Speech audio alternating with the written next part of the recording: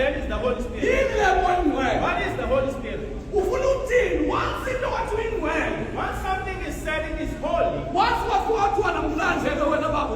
one thing is said that from today you find it wrong. This means that yesterday you was not holy. There is nothing which is said it is holy, which was not dirty before.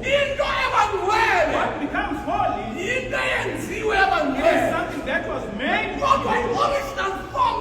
But the original form of that thing, it was not like that. That is why you have a problem. That is why I have the problem. People that worship, they have received the Holy Spirit, yet they hate other people, yet they judge other people. They say other people are not right because the spirit that they received, it was dirty before.